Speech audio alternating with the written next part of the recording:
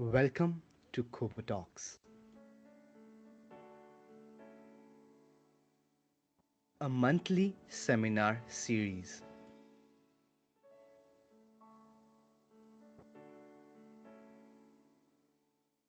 Second Wednesday every month since 14th October 2020. 20 plus speakers presented on Cobotics. Our collaborating partners IHFC, BIRD, Cognitive Science Program, a Department of Humanities and Social Sciences. I have Foundation for Cobotics, Technology Innovation Hub of IIT Delhi, a national mission on interdisciplinary cyber physical systems by DST, Department of Science and Technology, Government of India in March 2020. A Section 8 company, I Have Foundation for Cobotics IHFC, was incorporated on June 13, 2020. About IHFC. Advances in sensing, computation, and autonomy are enabling robots and autonomous systems to enter real-world domains such as manufacturing, defense, medical, agriculture, etc., where machines must work alongside and interact with humans. We are entering an era of manned and unmanned teaming where humans and robotic systems must work together towards common goals. The four verticals of IHFC: medical, agriculture, industry, and defense. Our goals: human robot collaboration for enhancing human capability and reducing risk and improving productivity. Our objectives: research on novel technology areas of robotics and automation science, development of products for benefit of society, inculcation of startups, and promoting entrepreneurship in India. Our CQ: concept, collaborate, commercialize. From research to product. The grand projects of IHFC: medical simulator, human robot interaction control, rehabilitation robotics, drone applications, healthcare robotics, human robot interaction intelligence, intelligent sensing and secure communication, and Industry 4.0. BIRD, a center of excellence at IIT Delhi. About BIRD: biologically inspired robots and drones. The Center of Excellence on BIRD, biologically inspired robots and drones at IIT Delhi, is an evolution from its humble research activities which began a few decades ago by its faculty drawn from the Department of Mechanical, Electrical and Computer Science Engineering. BIRD has 10 plus projects, industrial and academic, 27 plus members including faculty, students and technical staff across various departments of IIT Delhi, 150 plus publication in international and national conference and journals, 9 years of experience. Cognitive Science Program, a Department of Humanities and Social Sciences at IIT Delhi. Cognitive Science Group at IIT Delhi is to create a knowledge pool that can address relevant problems under the ambit of human cognition both for India and the world at large. It helps students acquire a strong background in theoretical frameworks and empirical approaches of one or more areas of cognitive science.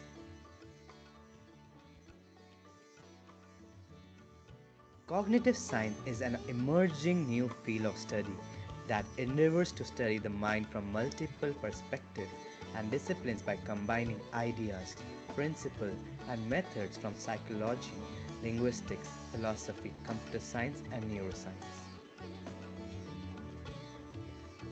This knowledge is applied for developing a better understanding of how our minds, brains work while creating better products, tools, services, and policies.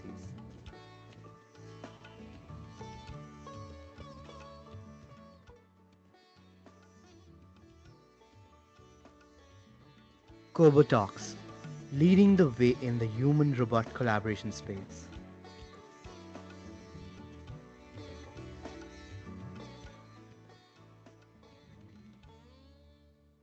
IHFC.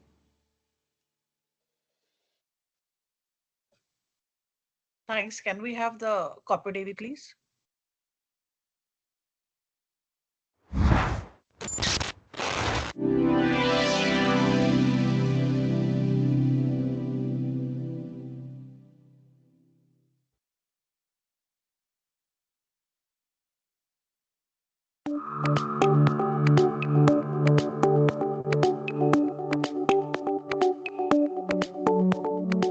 Cobotics means collaborative robotics, where human beings and robot work together.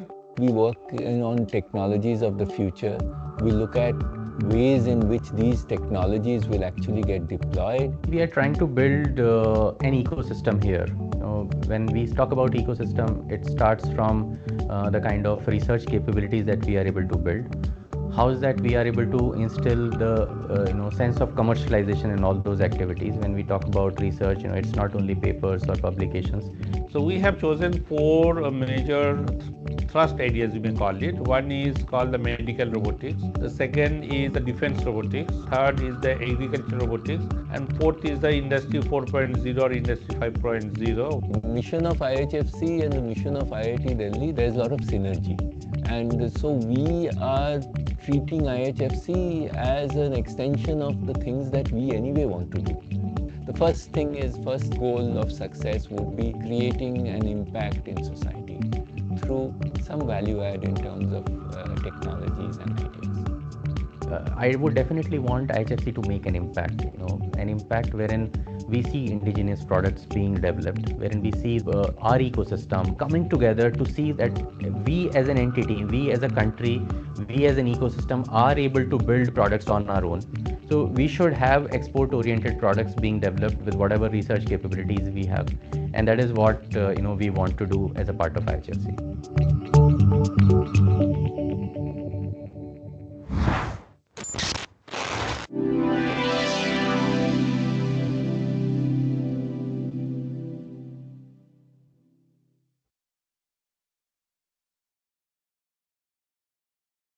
Thank you. Thank you, team, for that.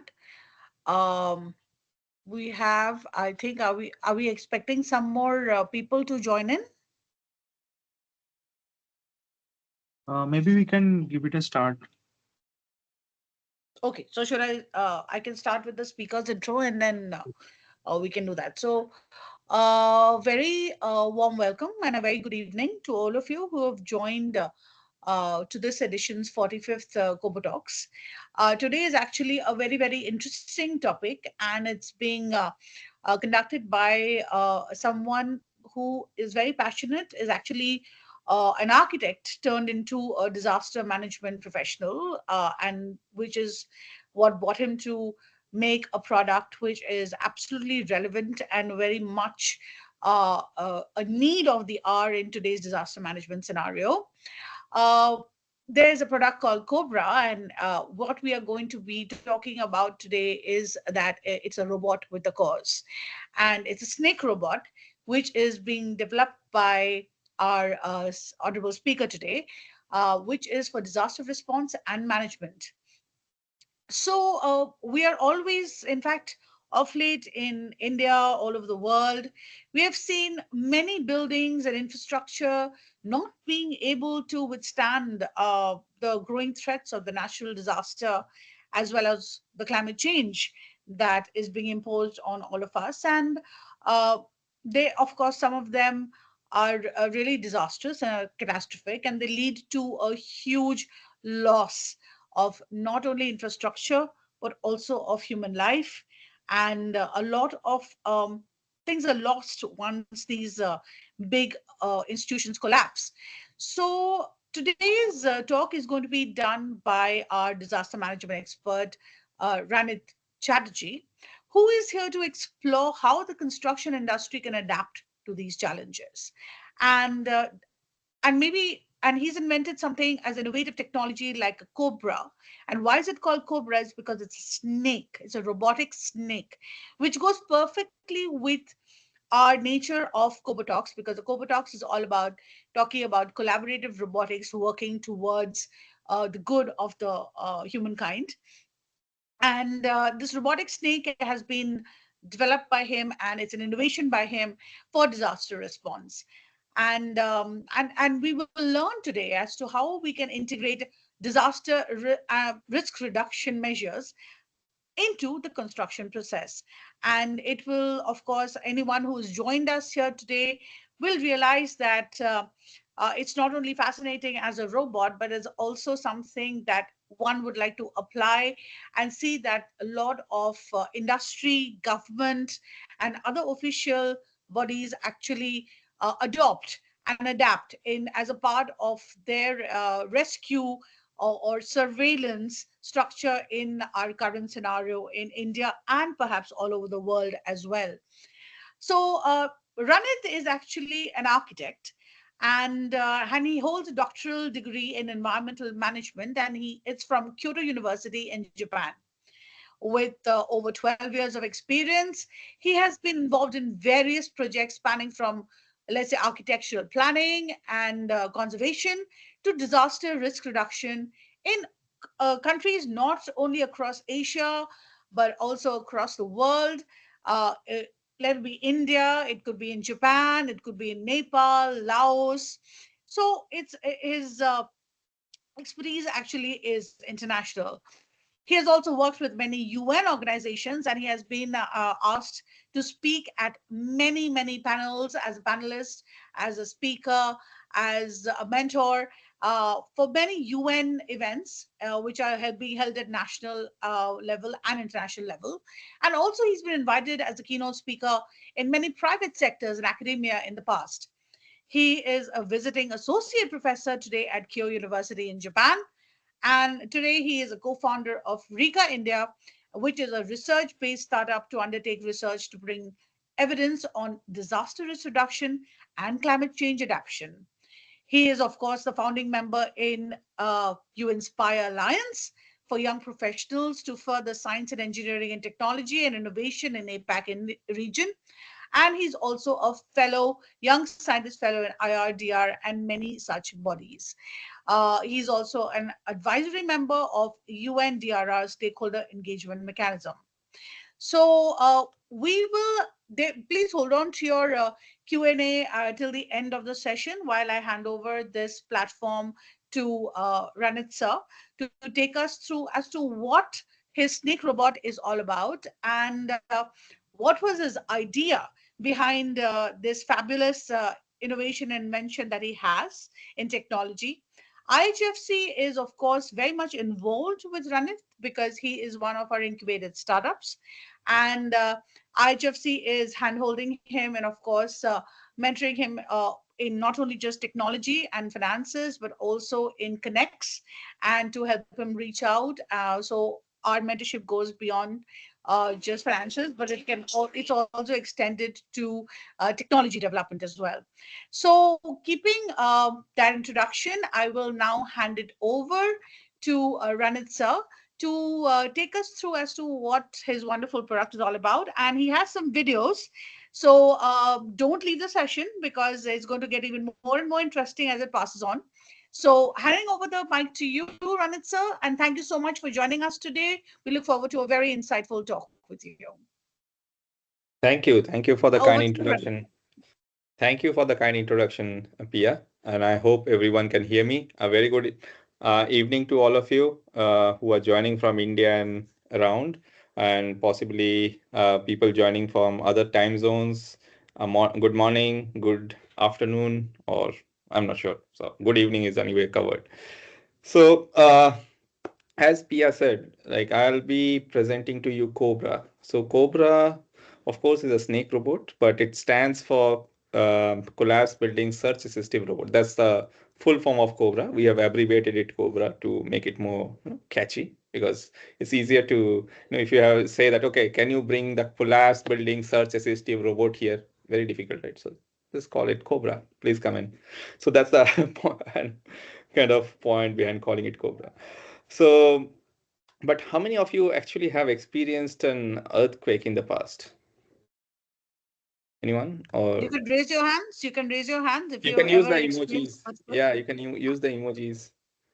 Yes, and let's keep this interactive. I definitely have, and I know it You scared have. the hell out of me, and I ran out of my house. Okay, I see one, two. So I assume that many of you might have. Okay, three. So, yep. Some of you have, some of you might experience, and I'm sure that for those who have experienced it, it's a really scary experience, because you suddenly get a jolt, you don't know what to do, and then I'm sure that it is not like a very high intensity one, but then we have been kind of seeing very high intensity, like very high magnitude, as well as causing high intensity earthquakes in various parts. I was in Japan for last 10 years. Japan is one of the most, I think, earthquake prone country across the globe. So we always were on our toes. We were trained, and and it's always scary to think that what would be the impact of an earthquake. How would we survive an earthquake if there is, like, catastrophic earthquake? How do we survive?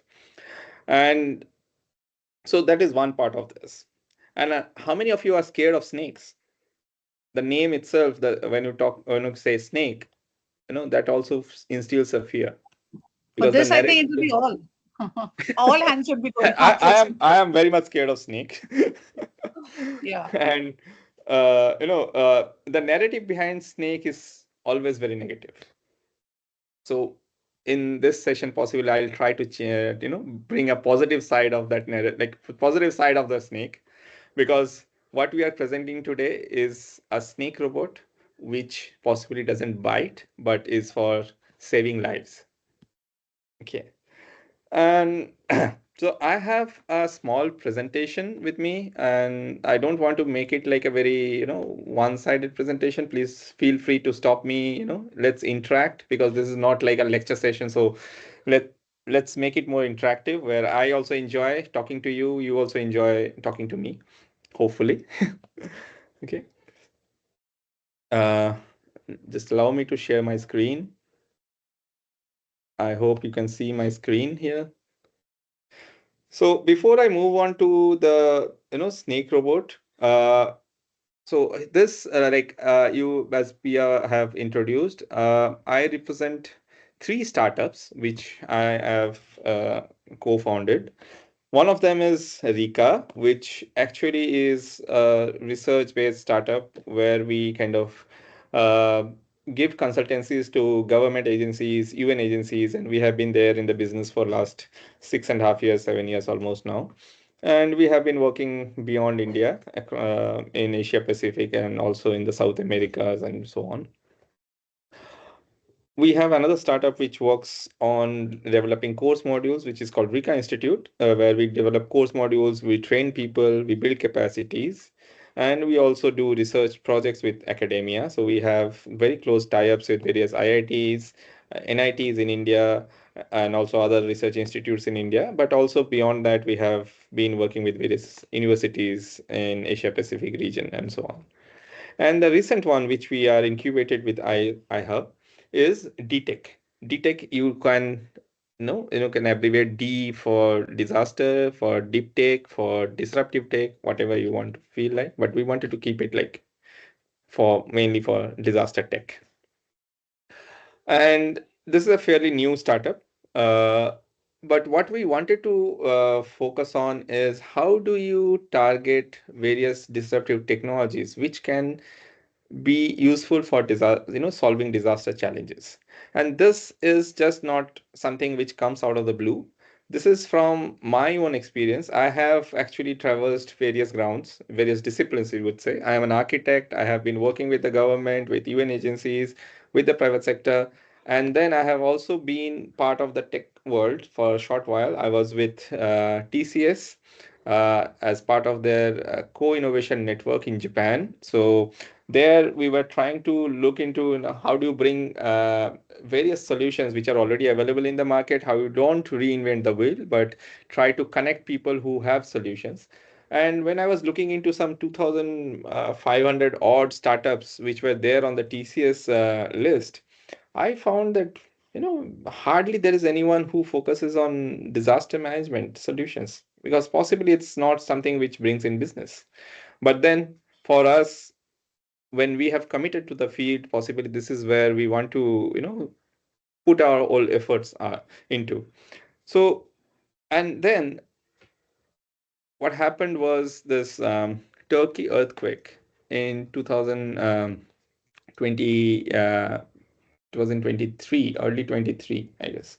So there was a big earthquake. I'm sure all of you would remember.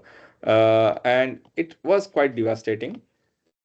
So there was various countries sending in response teams to Turkey for doing search and rescue. We got connected to the, I think, 6 teams, which also includes the NDRF team, which went from India to support the Turkish government in the search and rescue events. And we started interacting with them to understand what is the level of automation that they have. Because, the situation was really grim. There were mass building collapses. Uh, they were working in very what do you call extreme conditions. It was almost 9 -9 degrees, -10 degrees. That was the temperature. It was snowing, it was raining, and then working in such extreme conditions for very long was really tiring for them. And these all things came out when we were interacting with these teams, that okay, what kind of equipments are you carrying, how long can you work, what were the challenges. And in doing that, there's also another very big challenge which actually came across, is when you are sending response teams, you are actually the government is also training them. The government is putting a lot of efforts on like on not only funds but also a lot of other efforts to send train these people, and they are assets to the country. But when they go for response, you are putting them directly in the harm's way. So how do you reduce the risk?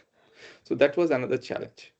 And we were also trying to understand that, do they have really seen, kind of, solutions which can help them? And we did not come across many such solutions, especially when it comes to robotics. So we started thinking that, can we provide some solution which can ease their work pressure, which can reduce their risk, and in such future cases, it can actually also reduce the human shortage issue which many of the countries actually face. So with that thinking in behind our mind, we came across this solution, which is Cobra. Okay. So, and then, also we started doing various kind of research, and the importance of this solution is not just because it can be, it can solve earthquake issues. The more important thing is, this is something which is part of our daily life.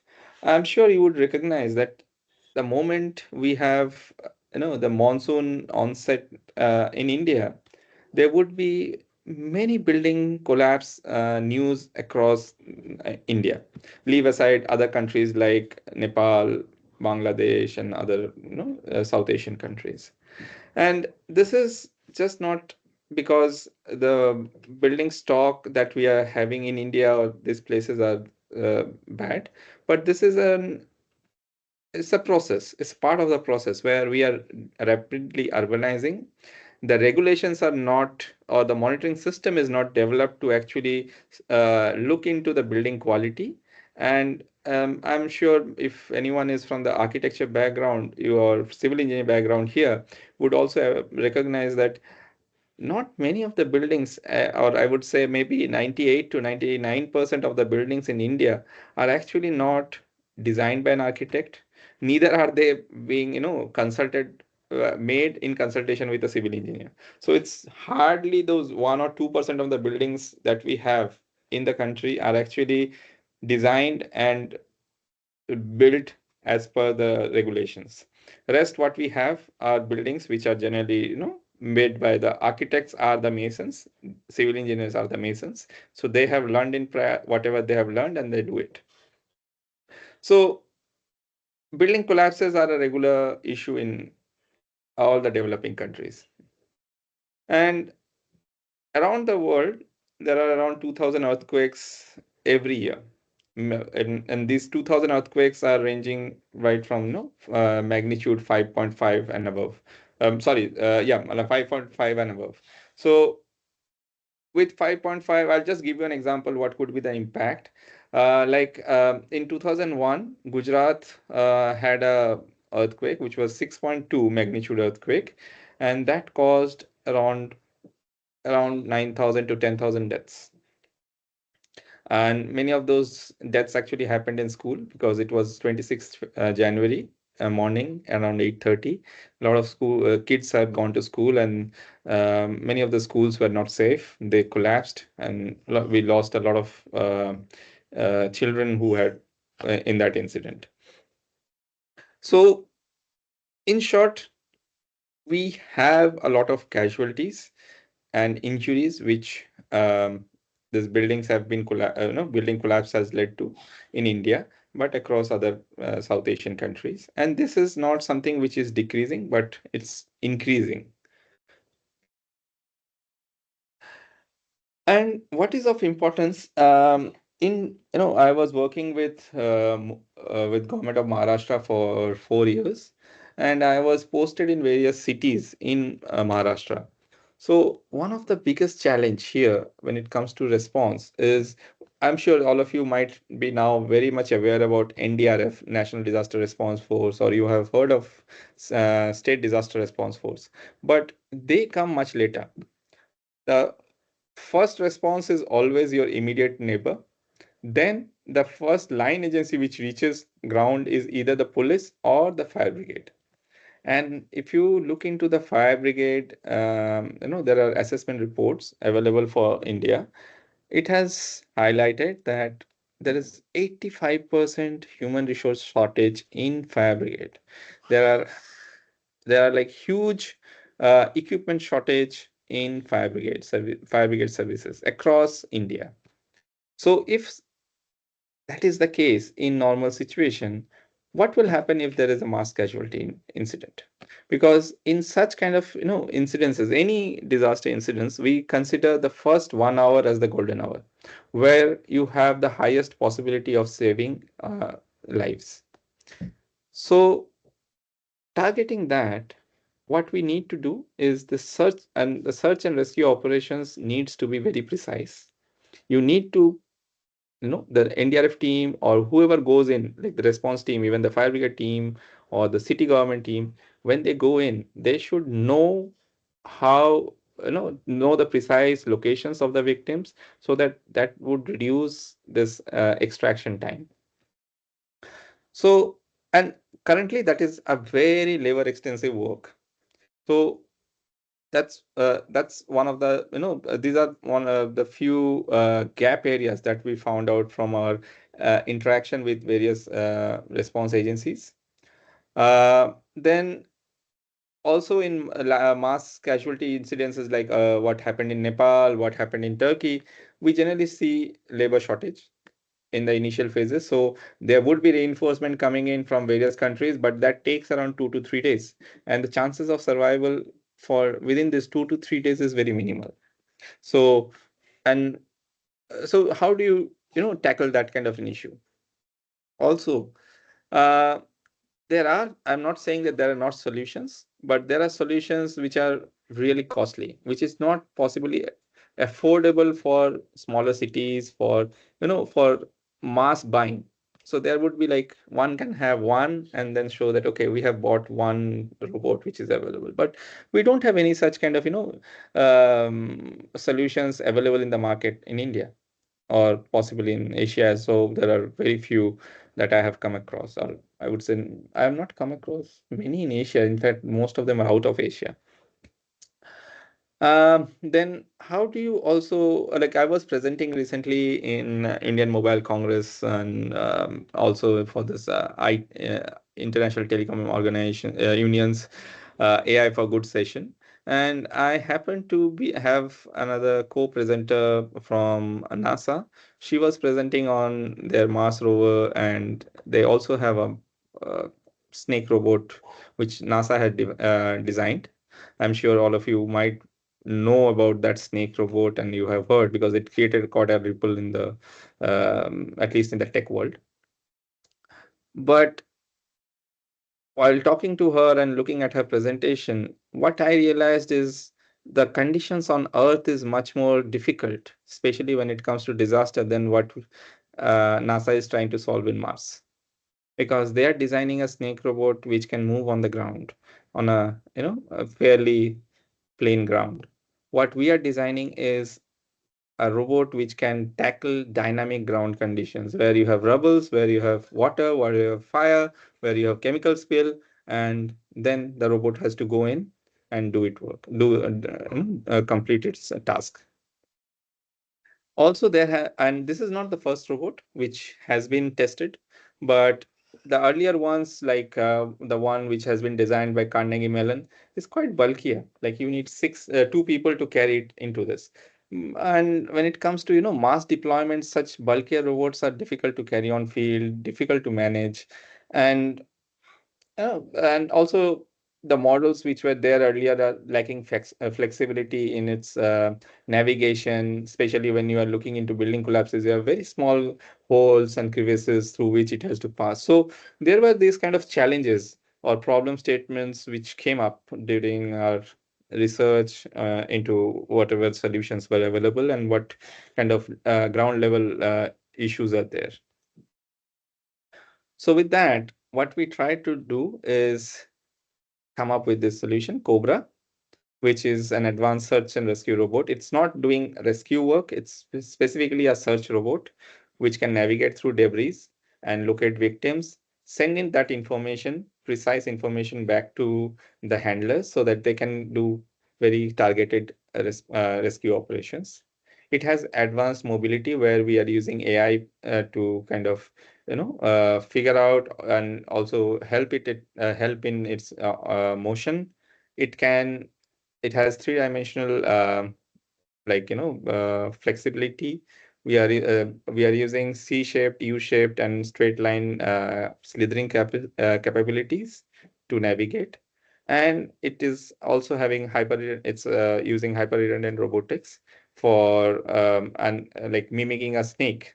So which I'll show you later on in the presentation, and my colleague here, Rishabh, will also show how it is working with a live demonstration. So he's keeping the robot in his room. Or I would say he's keeping a snake in his room. So what kind of features are we adding to this? In the on ground, a very important decision-making factor for search and rescue is whom to pull out first. And for that, what you need to know is whom to prioritize. And that's a binary thing. Like if the person is dead or alive, you would of course go for someone who is alive, whose survivability chances are more. You would actually look for those victims first, and then pull them out so that we can save more lives. So here, what we are doing is using thermal imaging to detect heat signatures and to detect victims who are alive. We are giving in real-time data feedback for coordinated rescue operations. We are using AI-supported mobility to navigate the small crevices. Again, as I said, it's a small robot. It's around 1.5 feet of length, and so it can very well navigate itself in very small, areas. And also, it actually leads to safe operations where it reduces the human risk, though, of the handlers who doesn't have to go into such kind of building collapses or can stay out of those premises. And it also, helps longer operations in on field. So these are some of the advantages that we have incorporated, or which our solution has over others. um, these are the unique value propositions. It's cost effective. We are trying to make it affordable. We have a patented design, and more importantly, this is all made in India. So what it does is it focuses on the very basic human right, the right to life. We are trying to save life. And also it highlights the, upholds the UNDR principle of leaving no one behind. We don't want to leave anyone behind on the scene without trying to rescue them. So basically, it does this three tasks: saving lives, reduce risk, and have an efficient search and rescue operation in reducing, so that it's a time efficient rescue operation. Coming to its usage. So this, as you might have already realized, that we are targeting right now as our entry point from the disaster management perspective, but it doesn't limit its usage to only disaster management, as this robot also can be used for, especially for surveillance in the army. It can also be used for conducting surveys and surveillances in pipelines, mining, and I'm sure many of you might have already started connecting this solution to the mining incident which happened in Uttarakhand.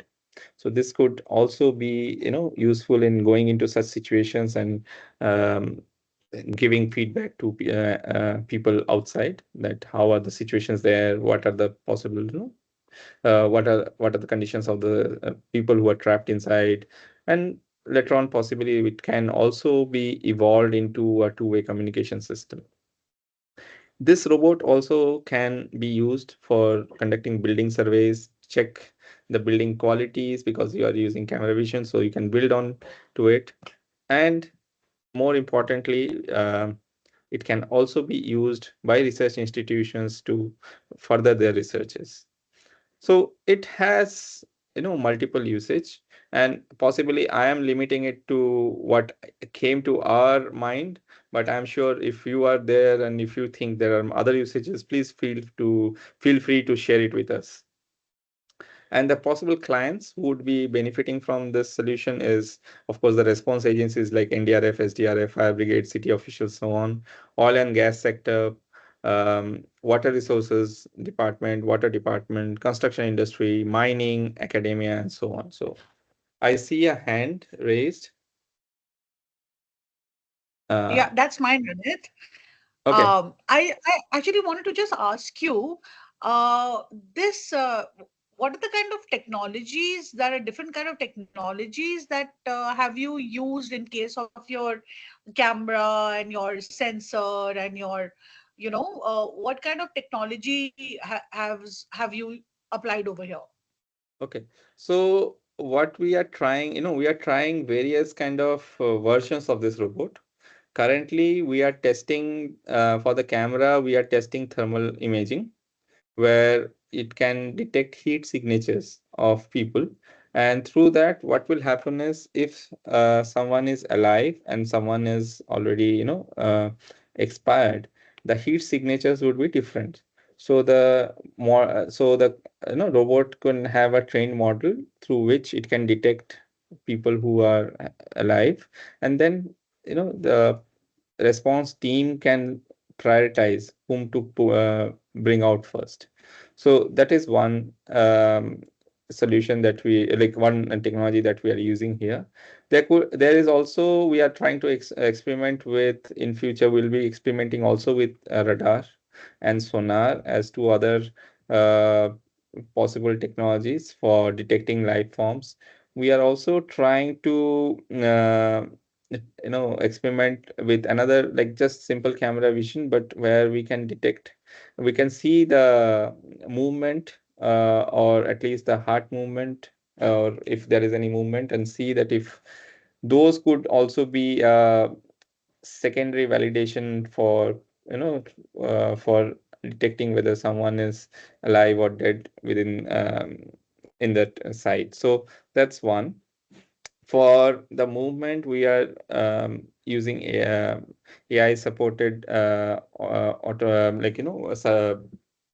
mobility, where it, and these are possibly quite I would say quite common ones, where it can detect obstacles, it can maneuver obstacles, and or what we are trying to now do is train this model to maneuver also the small crevices, and then it creates a map of that or floor map, or at least the navigation map, so that while pulling it back, because at times these situations are quite I would say no uh,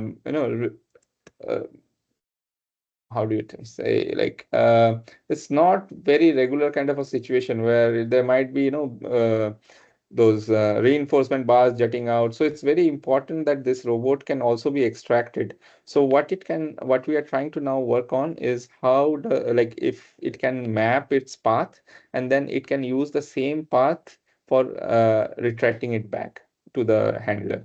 So this is what we are using. It's an wired one as of now, because what we feel is having a wireless one might actually be a bit difficult to retract from the site, because at times in such situations there are connectivity issues, there might be obstacles through which the connectivity might be lost, and then the robot can be stuck, and it would be difficult to retrieve it.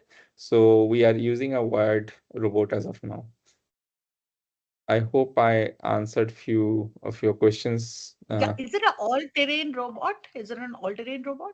Currently, it's not an all-terrain robot, it's for the land, but we are also we got a few interest, because we have been discussing this with various state governments. We have been showcasing it. So one was we have showcased it in Indian Mobile Congress. We have showcased also this robot with um,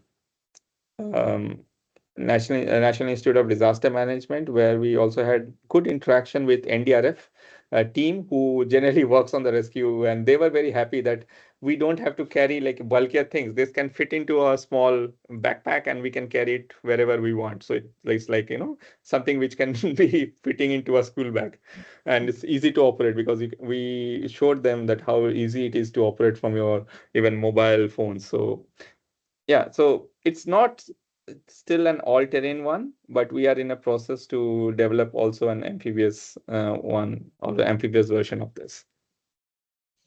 Okay, wonderful. I think we have one Yeah, more question from yeah, Shakti Sagar. yeah, Shakti. Yeah, I know Shakti. Yeah, hi Shakti. Hi Ranit actually just जो previous question था उसी को थोड़ा आगे just थोड़ा पुल करते हुए just like can आपने सुना ही होगा 2017 में गोवा हाईवे पे सावित्री ब्रिज कोलैप्स हुआ था हम्म, रिवर में। तो उसमें हम्म, एक बस गिर पड़ा था व्हीकल, राइट, बस व्हीकल एमएसआरटीसी का स्टेट ट्रांसपोर्ट हम्म, बस। तो उसको ढूंढने के लिए एनडीआरएफ और एसडीआरएफ को बुलाया गया था, लेकिन due to swift and murky water थोड़ा डिले राइट, हो रहा था। Does this robot is capable with this kind of work? right. Or are you So thinking to expand capacities of this robot?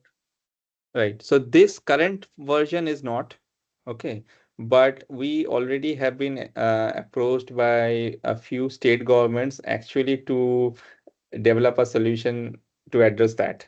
So we already have have started our R&D on that part.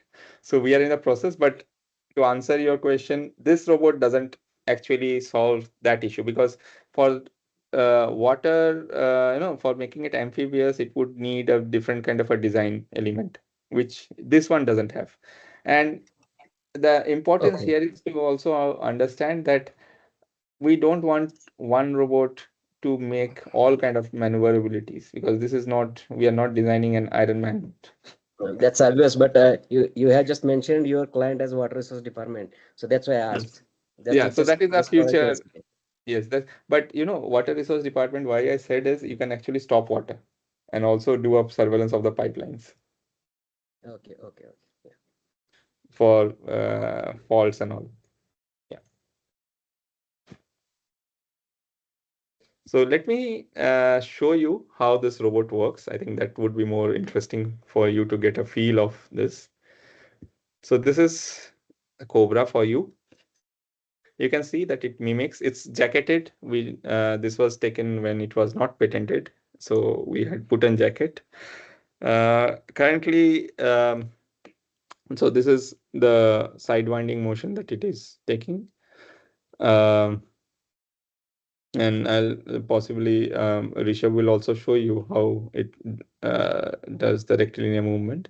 What is of importance here is its exoskeleton, which we are in the process of designing, because for the side winding as well as the rectilinear movement, um, the skeleton that we have designed, it's pretty slow, but the exoskeleton can be so designed that it itself can support these movements and create enough friction, because unless the friction is generated, this will not propel ahead. And the second part of it is also the motors which we are using. So when in the initial phase when we were developing this, we used very basic motors, but now we are in a process of making a version 2 which would have better motors, better mobility, and also looking at the exoskeleton, which would help in not only propelling it but also protecting it from external hazards like fire, water, and so on.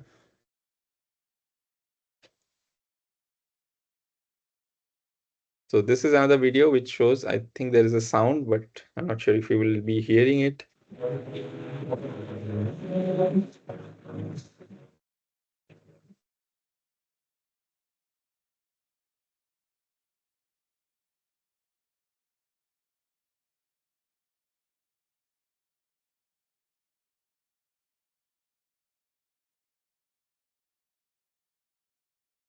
So what it does here is, if you can see this, like there is a person who is there who possibly is playing a victim, but at least the robot is picking up the heat signatures and showing that he's alive. If he's not, then it would turn red.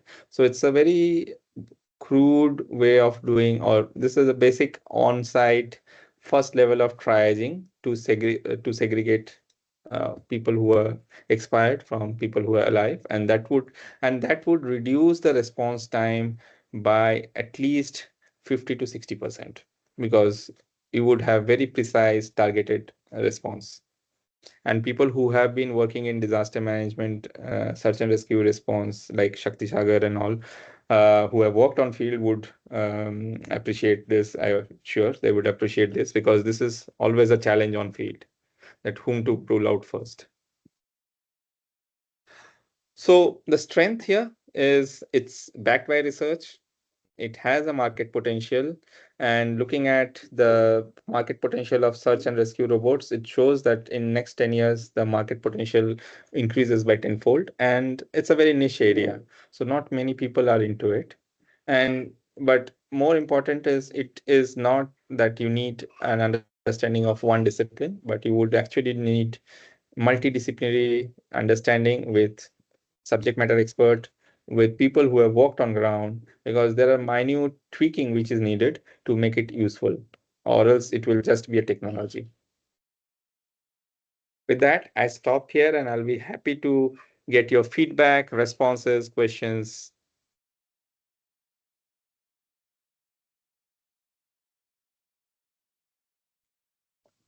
I think I Shakti think we Sagar ji have has another another. question.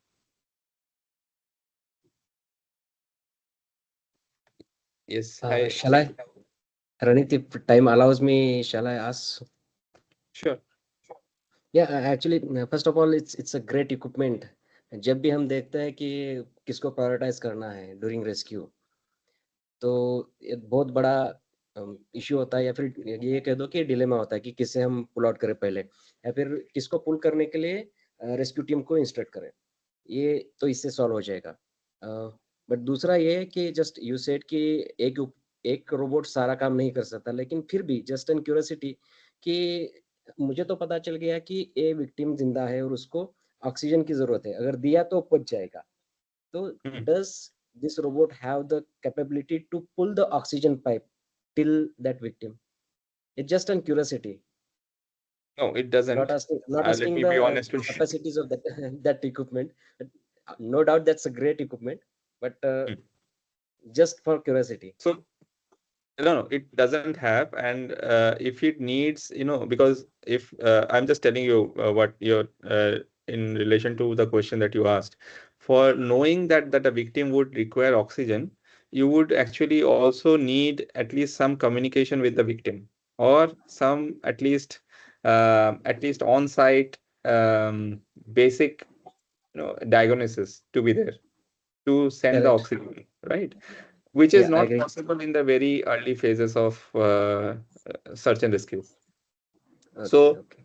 that is possible because the thing is, this is possibly what we are looking at. When say we are now having cars which are battery operated or which are powered by batteries. We have cars which are running on hybrid, but those things evolved from four wheels on connected by stick, and those have been tested on ground, those have evolved, the technologies have evolved. Here we are talking about something where we have not gone on field, we have not tested, because these are not available on field. So unless we take them to the field, we use it, deploy it, use it, we will not evolve, this technology will not evolve. So we cannot get a solution which will match Tata EV today, or any other car company, BYD, or name any other cars which are using EV. So it has to have that deployment first on ground, Okay, and it okay. has to create that opportunity to be deployed. Which again, Yes. I'm sure you would be one of those persons who can create those opportunities. Definitely, if I do have this kind of hazard, then definitely I will call you for just a Right. demo and to have an. Yeah, great. Thanks. Thank you. Yeah, I We have see. Dr. Akash, Yeah. who also has a question. Yeah. Hi, Dr. Akash. Hi, good evening, Ranit. Good Am I evening. audible? Yeah, Yes, very much. right, right. No, thank you very much for a presentation. Well, we have been witness to the development of now Cobra, earlier a snake robot, as part of the Ready program, and it's really great to see it has come this far, and it is now a patented product. I had a chance to once interact with NDRF team, and they were, using a import system, which they had to depend on that country, that supplier, and if it breaks down, there is no somebody to back it up. So I think your product fits Exactly. in it's a very important product for, keeping NDRF force out of harm's way in situations which I think earlier one of the participant Rishabji Shakti Sagarji mentioned. It's really good. Just wanted to know, while this looks as a great versatile, multi-body product, do you also have an interest to make a more fixed one, which is like, serves the same purpose, but it is more, that will in other situations also where maybe that kind of flexibility is not required, but the other features are also very good. The light first person view, the sound capturing, and detecting if there is anybody inside. So Right, because right, the hardware I saw, which was imported, was a fixed one. It right, didn't had this kind of maneuverability. Just wanted your comment here. Would you right. also like? Yeah.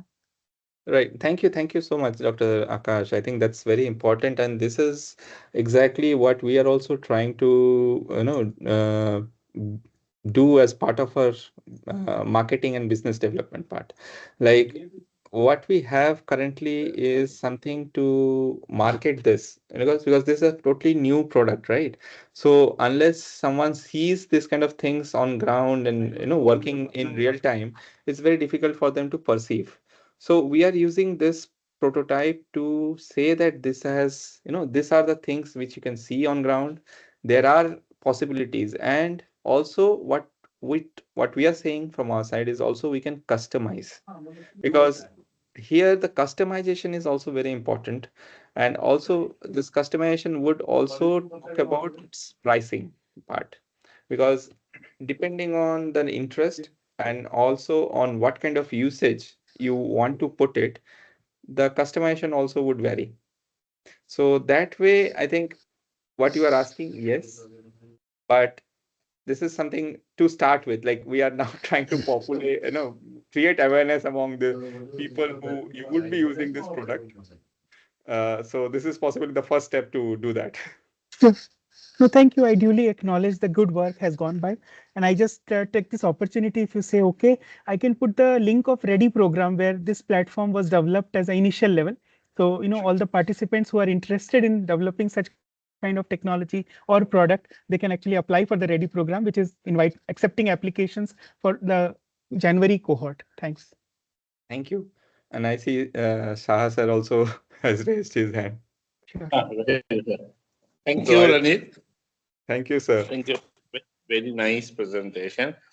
So I just wanted to know, I'm sure you must be thinking to swarming part. For example, a snake would be communicating maybe a drone, assuming the network exists actually, no? Which can then probably take one step further towards the rescue.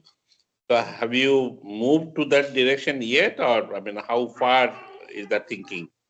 Sir, we want to move towards that, but we have not yet gone into that level of development. But that is something which actually we would be looking forward, because our aim is to, at the end of it, to have it tied with other, it's kind of a complete solution that we want to provide. So that is our future goal, but sir, we are still kind of not reached up to that level. Okay, thank you. Thank you, sir. Yeah, I also see on the hand, Sandeep.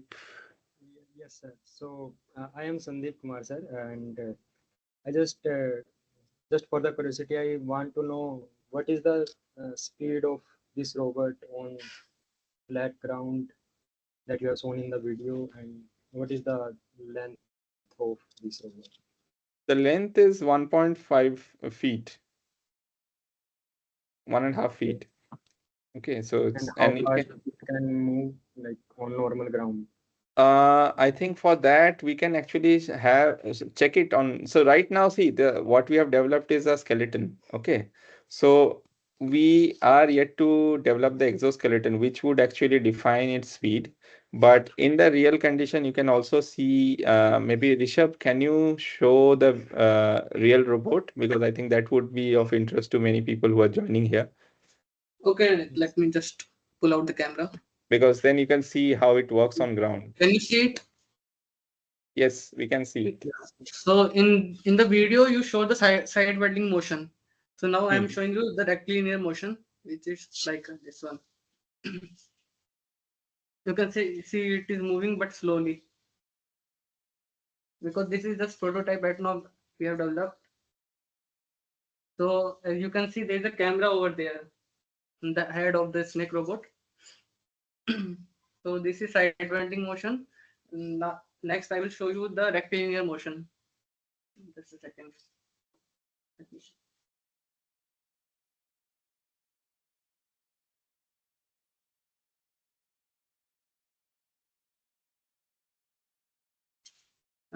So this one is the rectilinear motion.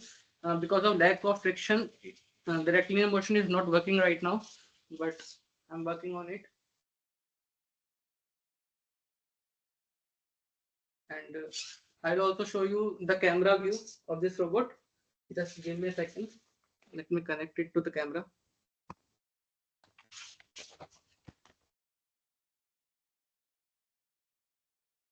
Let me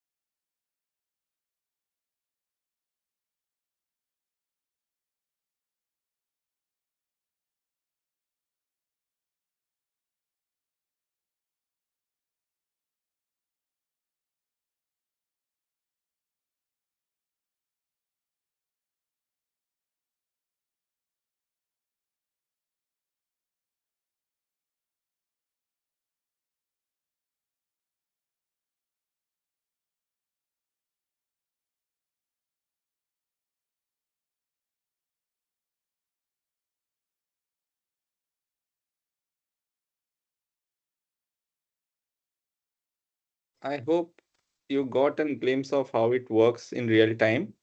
It's not a complete product. We are still kind of developing it. We are testing it, and we also want to take it on ground. There is a mock which NDRF have in Ghaziabad, so we are trying to use it on the mock and see that how do we train this robot, because unless we have real time mocks and real time situations to train the models, it's very difficult to have various options, data options for this. It's not very easy to get all train it in real time situation. I also see a hand from Murli. Sir, good evening, sir. Good evening. Sir, I have a doubt about is there any communication devices that fit in that robot? Like, for suppose in real-time application, it has some trouble. Like, there is a wall that falls on that robot, but there is a victim is there. Uh, that thing. Is there any communication devices like there is a one victim, but I am in trouble to save this victim in this location? Is there any options to that robot? See, if such kind of situations happen, because we are using on the head, we have a camera, right? So there is a high possibility that such situations will be recorded in the camera vision part. Okay. But other than that, currently we don't have any such option to see that, the wall has fallen on the robot or such things built into it in this prototype.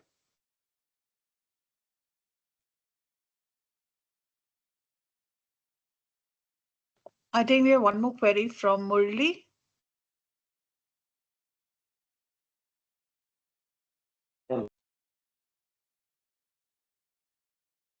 You have any other clarifications, Murli? No.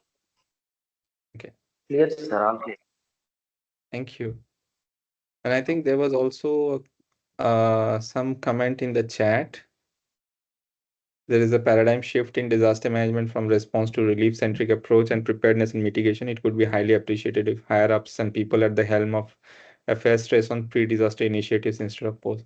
Yeah, I totally agree with it. And that is why we want to focus more on the technology, science and technology and innovation, solutions to be brought into disaster management. It's still possibly we are in a state of response-centric disaster management and many of this response actually we start thinking after an event has actually occurred. So I think that's where we need to harness solutions like this and others which are available, train the teams, and then make best use of it so that we can save more lives and reduce the economic losses. Any more questions? Okay. Professor Saha, would you like to say any few words before I invite Ashutosh to do the closing? No, I think it's thank you. So we have another round of Cobotalks, and Ranit has presented very nice futuristic robot. And this Cobra is not to be scary Cobra. This Cobra should be helpful Cobra, human friendly. So all the best to your development and the future. Thank you. Thank you, sir. Thank you. Thank you, Saha, sir. Ashutosh, sir, are you online? And team, can we have the voucher image, please? Yeah, thank you, Pia. Okay. Thanks, Dr. Ranit. Thank you for making this presentation today and letting everyone know the good work that you and the team is doing. And I'm sorry I joined a bit late because of another engagement, but I'm sure you shared with them the inspirational story of yours moving in from Japan to our country to make this innovation possible in our country itself. And while this engagement started with a collaboration while you were in Japan, and we collaborated with another university, courtesy you, and one of the professors in Japan. But I think it is heartening to see some of these initiatives or technologies getting developed in collaboration and then getting executed within the country. I think so that's something which is commendable, and all of us should take an inspiration from that. And we look forward to this snake robot really saving some lives, and we making a story and sharing it with everyone, so that this is a noble thing that we can take up further and make a difference, make a real difference. So thank you so much for sharing your insights. Thank you. Thank you so And much so and would you for like to giving us this present? platform. Yeah, so would you like to present the voucher also? Bring a voucher to serve, please, Ranit sir. Yeah, so this is a small token of appreciation. I should take it the Japanese way. Yes, with a bow from our end. And from me as well. Arigato gozaimasu. Arigato gozaimasu. Thank you so much. Okay. Thank you, Ashutosh sir. Thank you. Also, Ranit sir, if you could put down your email ID in the chat box. So if anybody else who's attending this talk has further questions, they can write into you and maybe reach out to you. Sure, I'll be very happy to, if you can reach out to me, if you have any questions, if you want to, collaborate with us, we are very much open. We are at the end of the day, we are trying to serve the society to make it resilient. So let's join hands in doing that. So we are very much open to that. Okay, so Ranit has given his email ID in the chat box. It's ranit@rikaindia.com. So any further questions on this or anything else related to his topic of interest and expertise, please do reach out to him. And so with that, I close the evening today and our 45th Cobotalks. I thank you very much, Ranit sir, for joining us and giving us this wonderful, wonderful talk on it. Really is inspiring, and I'm sure many are inspired and are hopeful that this, when implemented on the ground level, will see a lot of lives being saved on time, which is the most relevant thing. And I would like to thank you and thank Sahas sir and the team of IHFC and all the others. Yes, sir. Yeah, sorry. Maybe you can announce 46th, which date and who is the speaker already decided, no? So that people get to know in advance. So right now, the speaker 46, we are deliberating between TCS as well as I think the gentleman based out of England, but I think that will happen in January. So 46th could be actually a speaker from TCS. Okay. Thank you. Okay. Bye. Okay. So, and thank you so much. Thank you, everyone. Very good evening to you, and I hope you have a wonderful evening ahead of you. Until the next Cobotalks, which is going to be held in December, please keep watching us on LinkedIn, and you will be updated on all our events that IHFC is participating in.